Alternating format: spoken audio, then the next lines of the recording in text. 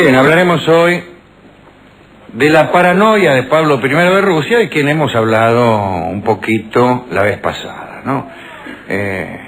Recuerden que Pablo I de Rusia era hijo de Pedro III y de Catalina la Grande. Hablamos de algunos amores, del complot que se armó para asesinarlo, de eso hablamos. Pero también dijimos que el rumor general aseguraba que Pablo I estaba loco. Algunos cuentan que los primeros cuidados que recibió cuando era chico forjaron un carácter un poco patológico, ¿no? Cuando Catalina dio a luz a Pablo, todavía gobernaba la zarina Isabel. Y bueno, luego del ungimiento del recién nacido, la zarina, no la madre, ordenó que lo retiraran de la habitación de sus padres, en quienes no confiaba, y lo hizo llevar por una comadrona a unos aposentos personales, ¿no? Allí Isabel lo confió a unas nodrizas y ni siquiera permitía que la madre lo visitara.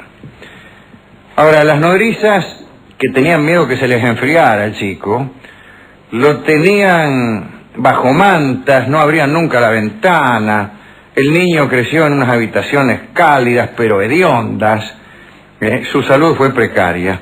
Se tornó proclive a los resfríos, a las indigestiones, a las crisis nerviosas.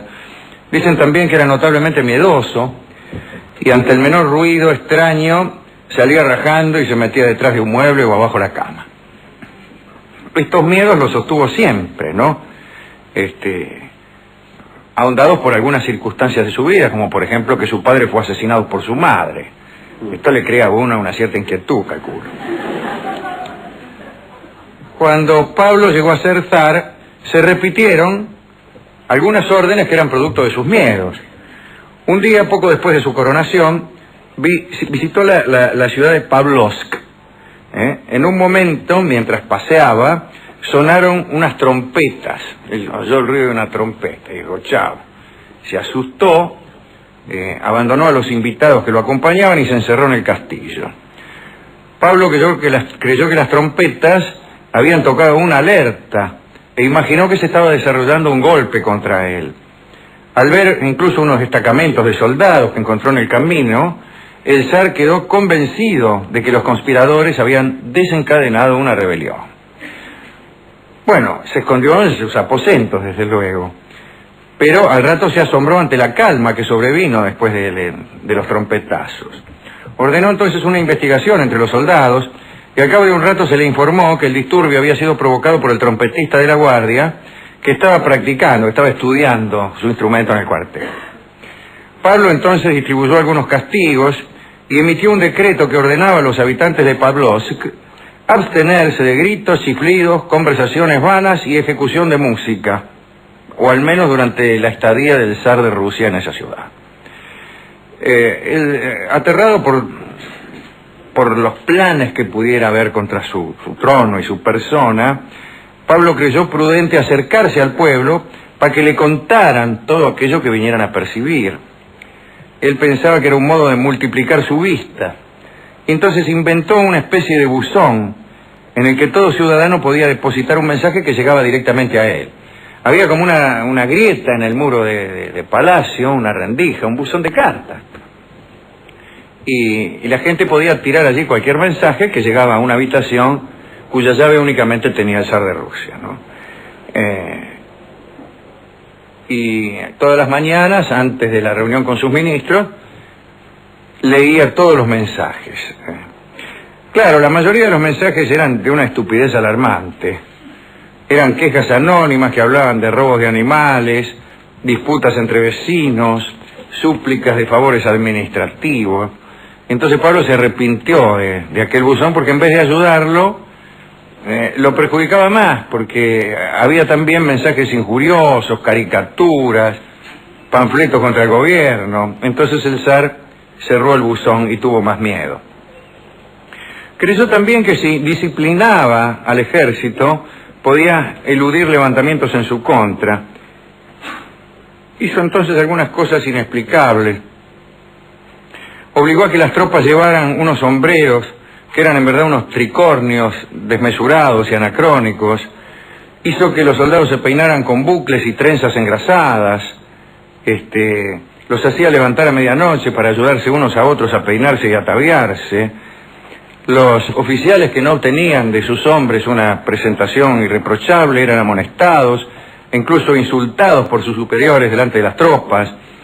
Si un soldado se equivocaba de paso durante alguna revista, el zar lo hacía piantar de la fila y le escribía con tiza en la espalda la cantidad de bastonazos que se había merecido.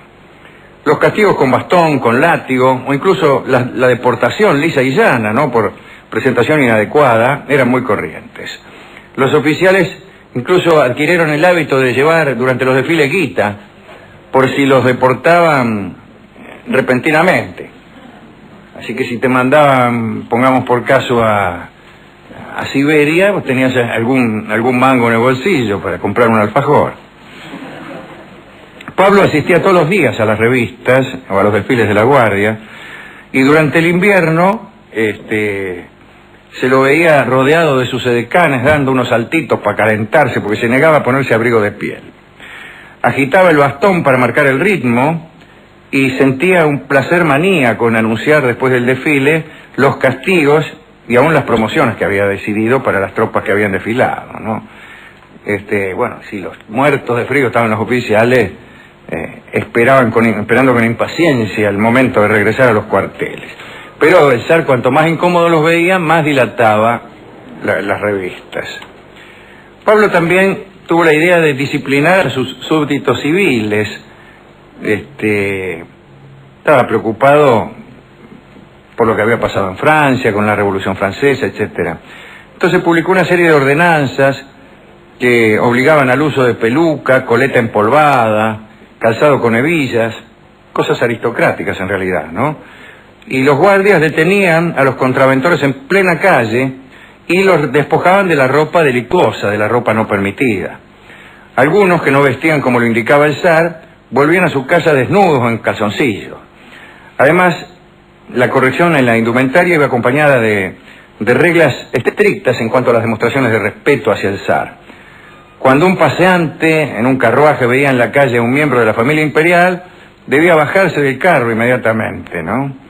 En caso de que por negligencia un ciudadano olvidara someterse a las consignas de cortesía, le afanaban el carro, le confiscaban el carro y se lo daban al ejército. Esto era particularmente enojoso para los vendedores de fruta, panaderos, comerciantes de toda índole, que al ver a la familia real debían bajarse, amainar sus pregones, etc. La asistencia a los eventos teatrales también tuvo nuevas reglas. Durante una representación teatral, Pablo se enojó porque los espectadores habían tenido la audacia de aplaudir a los actores sin que él hubiera dado la señal. Entonces prometió pena de calabozo al que precediera al zar en un aplauso. Primero tenía que aplaudir el zar y después aplaudíamos nosotros. Esta disciplina feroz en todos los ámbitos no consiguió que Pablo estuviera a salvo del descontento de algunos. Es cierto que el zar se dormía a las 8 de la noche y había ordenado que todos se acostaran a esa hora en el palacio y en Rusia. Como él se acostaba a las 8, bueno, toda Rusia a las 8. Pero algunos no le hacían caso y empleaban las horas de sueño para conjurar. Así fue, como hemos contado los otros días, que durante una madrugada, en la madrugada del 11 de marzo de 1801, Pablo I fue asesinado por unas personas que no habían cumplido con estas recomendaciones higiénicas. Ese era Pablo, ¿no? Me parece que sí que estaba loco. ¿Usted qué le parece, doctor? Sí, totalmente. Y qué peligroso un miedoso con poder, ¿no? El tipo El gran peligro es el poder. Claro. Ninguna otra cosa. El hombre más malo del mundo tiene que ser un hombre poderoso. ¿Qué sentido tiene? Una simple acumulación de maldad, si no viene acompañada con poder, no conduce a nada. Así que es por eso que los sistemas de control del poder deben ser de los más minuciosos y de los más ajustados, porque en cuanto falla ese mecanismo, ahí estamos en el peligro de que un loco te arruine la fiesta, ¿no? lo que se llama un mono con revólver. Sí. Bien.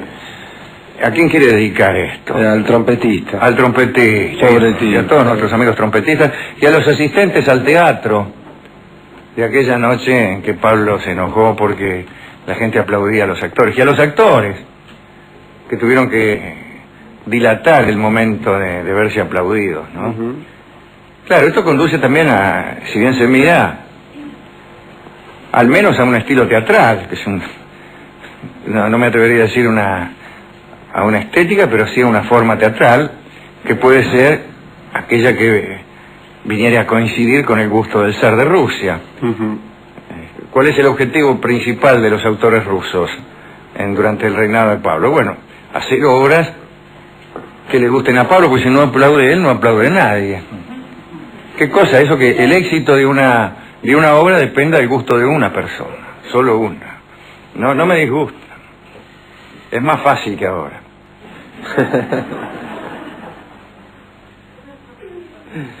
Pero también usted sabrá, Rolón, ¿no?, que seguir las órdenes de un loco, calculo que conduce también a la locura, ¿no? Por lo menos sucede y ha sucedido en muchas empresas, particularmente, no tanto ahora, donde el poder empresario está repartido y casi no se ve, ¿no?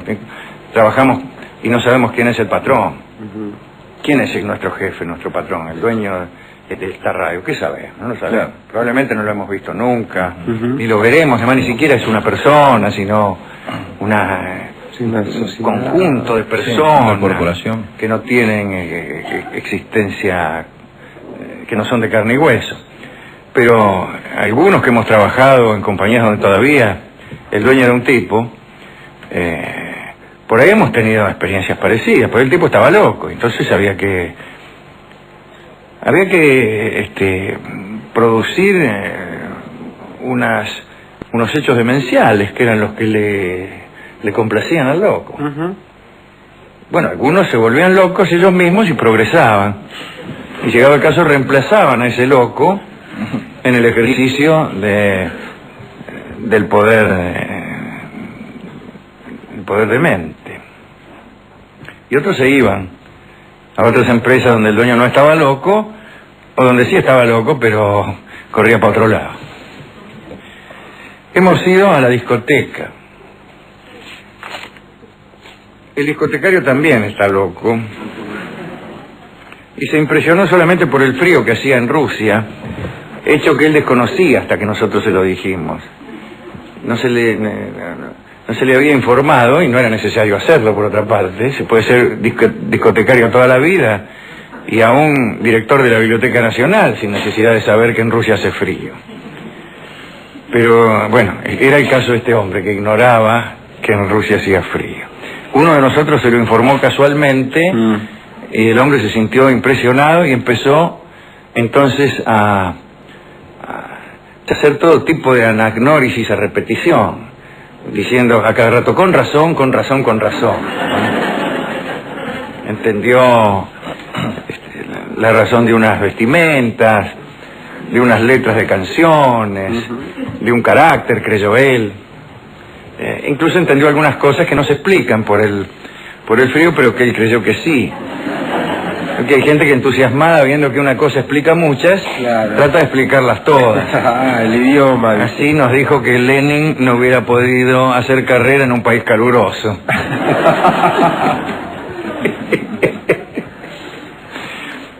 De todos modos, nos dio el disco de Ignacio Corsini que se llama Temblando, y que según aseguró, había sido compuesto pensando en el frío de Rusia.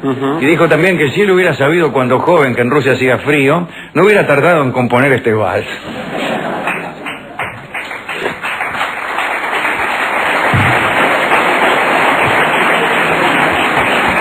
Temblando canta entonces Ignacio Corsini.